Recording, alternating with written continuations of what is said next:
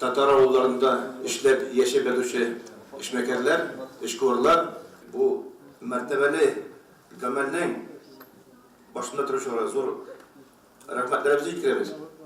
Ник дигәндә бу җыелыш инде 5-нче мәртәбә җыелышабыз, 5-нчесе. Һәрбер ел сайын шулай матур иттереп, бөтен Россиядә төрле төбәкләрдә яшәп эшләп ятучы эшмәкәрләрне берләштерә торган җыелыш. Быелгы елда 70 общий алганда барысында 70%-нан артыграк яңа эшмәкәрләр, яшьләр, алар күренеп тора, тыелып тора. Бу инде җыелышның кирәклеген барыбыз да яшанлыйбыз. Шулай итеп матурына башлап җибәрик. Сүзне рөхсәт итсәгез, Татарстан Республикасы Авыл хуҗалыгы һәм азык-төлек министрының игенчелек буенча урынбасары Габдрахманов Илдус Харис улына беребез.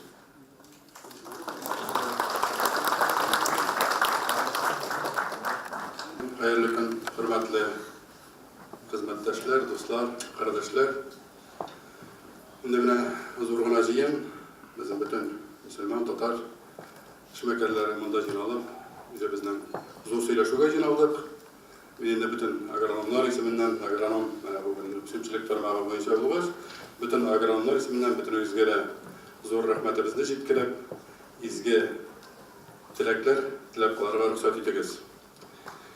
Инде бүгенге сөйләшүгә җыйналгач, чыгыш ясарга дигәч, ниндирәк формада ясарга микән дигән сорау туа. Инде мин бүген теге технология турында, ничек эшләргә, ничек чәчәргә ул турында сөйләшү түгел, берникадәр генә республиканың авыл хуҗалыгы тармагы ничегрәк эшли, нинди юнәлешләре бар. Шул вакытта үзенчә үсемчелек тармагында нинди юнәлешләр бар, шулар турында кыскача гына сезгә сөйләп китәргә теләгем бар. Инде беренче слайд белән безне күрсәтеп барачаклар. Республикасына алсак, инде сез хәбәрдардыр, безнең 3,5 миллионга якын сөрлек җирләребез бар. 3,9 миллион 800 мең халкыбыз яши һәм шуның иң сөенечлесе миллионнан берникадәр генә киме авыл җирлегендә яши. Һәм регистрацияланган продукцияны карасак, Россиядә иң зур күрсәткечләрнең безнең 3-нчесе 213 миллиард авыл хуҗалыгы продукциясе безнең күмәк хуҗалыкларда һәм шәхси хуҗалыкларда һәм фермер хуҗалыкларында барлыгы 213 миллиард. Бу 5-нче елның нәтиҗәләре буенча шуның кадәр бергәләп безгә продукция җитәргә мөмкин булды.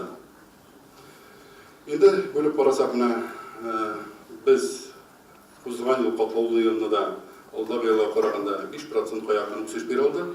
Бу бөтен тармаклар төшкән вакытта, промышленность төшкән вакытта менә шулай авыл хуҗалыгы тармагы бирү, һичшиксез авыл җирләрендә яши торган халкының тырыш хезмәтенең нәтиҗәсе. Biz сөйенә торган, biz горурлана торган икенче, инде үсемчелек тармагының терлекчелек турында сөйләм икән дип уйлыйсыздыр. Иң сөенечлесе безнең бөтен Россиядә пычак тотып мал суйган вакытта Татарстан үзенең кыйбласын алып, тармакны авыл хуҗалыгын саклап калырга кирәк, терлекчелекне саклап калырга дигән юнәлешне алып, бүгенге көндә без югалтмыйча миллион баштан артык безнең мөгезләр үтерлегебез бар, безнең сарыкларыбыз сакланган. Безнең сыерларыбыз менә күренеп тора, 366 мең Татарстанда гына шуның кадәр сыер бар. Һичшиксез моны саклап калу авыр булды һәм бу безгә алга таба эшләргә мөмкинлек була. Без терлекчелекне яки шушы терлекчелек тармагын бүген үзе акча суга торган станок дип үз алдына китерәбез. Көндәлек кемнең продукциясе бар, кем җитештерә ала, аны сатып бүген көндәлек аның кассасына акча кереп бара. Инде аның җитештерә торган күрсәткечләр дә начар түгел, җитештергән продукция шулай ук терлекчелек тармагына килсәк, 1,700,000, инде 1,800,000 якын сүтебез. Ит буенча шулай ук күрсәткечләр үсү ягына бара. 468 мең тонна ит җитештерелгән бу узган күрсәткечләр һәм йомырка буенча 1,170 мең дәнә йомырка җитештерелгән. Инде үсемчелек тармагына килсәк, алдагысын менә biz bir gene күрсәткеч белән сөйләшәбез, инде шундый күрсәткеч бар. Сезнең төбәкләрдә дә ул бардыр, инде кешене бәяләү өчен бер төрләрдән җыелган уңыш кына түгел, һәрбер гектар сөрлек җире күпме уңыш биргән, шуны бер күрсәткечкә күрсәткәндә республика буенча безнең күрсәткечебез 22,7 центнер бір гектарынан туры келді. Енді ол тулайым жиым 6,600,000 тонна. Бірімізге де сіріп түгел, бүгінге секенде татар ауылы һәм милләтебезне саклаучы, яклаучы, үстерүче татар ауыллары безнең иң кадерле милләтләрнең берсе. Хөрмәтле бүгенге җыелышта катнашучы милләттәшләребез, бүгенге вакыйга белән сезне котлыйм һәм җыеныбыз нәтиҗәле үтәр дип ышанып калам. Biz җирле халык, демәк, киләчәкле халык. Шул үзебезнең нигезебезне, авылларыбызны саклап калу, үстерү безнең төп бурычыбыз. Читтән килеп, безгә беркем дә ярдәм итмәс. Тирәсәгә ул үзенә генә файдага бирер. Җирнең кадерен фәкать җир кешесе генә белә. Шунда тир түгүче, эшләүче, тырышучы кеше.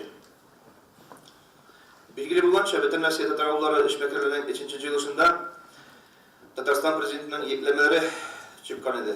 Һәм эшнең мондый, әйтеп үтәргә кирәк, мондый рәвештә оештырылуы безнең өчен бик файдалы булды. Андагы күрсәтмәләр барысы да үтәлде. Шунлыктан бүгенге җыен нәтиҗәләре буенча сезнең тагын йөкләмәләрегез кабул ителсә, ул инде әлеге җыенның нәтиҗәләре күпкә файдалырак булыр иде. Мәгълүм ки, бүген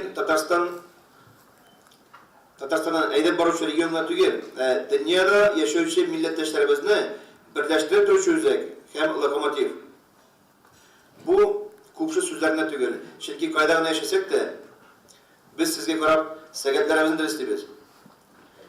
Иң мөһиме, Татарстанның шанлы тарихы бар, матур бүгенгесе бар һәм якты киләчәге дә булыр иншалла. Biz килдек Казанга эшмәкәрләр җыенына. Бу инде калдык елларда бик менә безнең традиция кирип китте. Безнең делегация составында 20-дән артык кеше килде, делегат. 20 делегат без менә хәзер үсемлекләр буенча по растениеводству секциясында эшләргә без калдык. Безнең үзебезнең представительләр белән күбесе киттеләр терлекчелек секцияларына. Без монда калдык 7-8 кеше, кайсыларның бар, менә аларның чыгышлары менә хәзерләнеп килделәр. Монда фермерлар да бар, район җитәкчеләре да бар, колхоз җитәкчеләре да бар. Алар үзләренең эшләре турында сөйләргә, үзләренең менә тәҗрибәләре буенча сөйләшергә килдек. Чөнки без менә бу җыеннарга киләбез менә шулай чын күңелдән фикер алышырга. Беләбез, без бу җыелмаларда киләләр Россиянең күп регионнарыннан кешеләр, фикерләр күп, фикер алышулар күп була. Шулай ук бер-берсе белән адресларны алышып, телефоннар белән алышып, үзләренең эшләре турында сөйләшеп, халык китә, менә шундый связьләр, шундый бәйләнешләр була. И ел дәврендә эшмәкәрләр, менә шул җитәкчеләр бер-берсе белән, берсе-берсенә ярдәмгә килеп, берсендә барны икенчесенә ниндидер юллар табып, продукцияны, җитештерген продукцияны реализовать итәргә булышалар бер-берсенә. Яисә үстергә, яисә башка төрле бизнеска күчәргә, ятырлекчелек белән шөгыльләнгән кешеләр, күчә үсемлекләр белән эшләргә, я ниндидер шундый бер-берсе аралашып, үзләренең тагын бизнесларына юл табалар. Безнең Нижний Новгород өлкәсендә бар тәҗрибә яхшы, менә колхозларыбыз, менә Киров исемендәге колхоз җитәкчесе Нуриманов Шамил Әнәсулы бүгенге чыгышында сөйләргә тиеш, үзенең уңышлары турында, үзенең авылы турында, зур авыл, ничек менә үсемлекләр үстерүдән һәм сыер сөт савудан башка тагын авылда нинди эшләр башкарганын, авыллар шул зур авылда зур урта мәктәп эшләп килә, татар теле укытыла. Шулай ук 60-тан артык балалар бакчасында тәрбияләнәләр.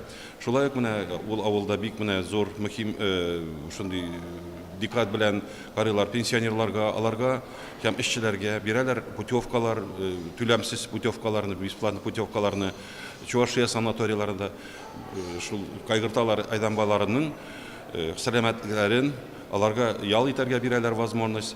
Хәтта менә шул колхозларны әйтер идем, аларның үзләренең хәлләре хәзер менә шундый әйтергә тегелне менә майдан менә шулай тилемрәләр дип, и шундый җитәкчеләргә менә аркасында шулай дип авылларыбыз менә безнең Нижгар өлкәсендә үз кәсепләрен табып, үзләренең эшләрен эшләп, үз гаиләләрен багып, балалар үстерәләр, балалар тәрбияләр. Именно шулай көннәрен алып баралар. Именно без шул киләчәк җыеннарга да Алла бирса килеп менә бергә аралашып, бер-беребезнең белешеп проблемаларыбызны, аларны чишәргә тырышабыз. И именно иң зур рәхмәтләремне әйтер идем. Бөтен дөнья татар конгрессының җитәкчелегенә, алар менә елда безнең авыл хуҗалыгының эшкуарларын, эшмәкәрләрен җыштыралар. Менә яз айларында, март айында һәм яңа ел алында бөтен эрерәк бизнеста катнашучыларны җыштыралар бөтен регионнардан. Именно бу бик файдалы нәрсә. Без ышанабыз, киләчәктә дә менә бу мероприятиеләр тагын кабатланыр дип.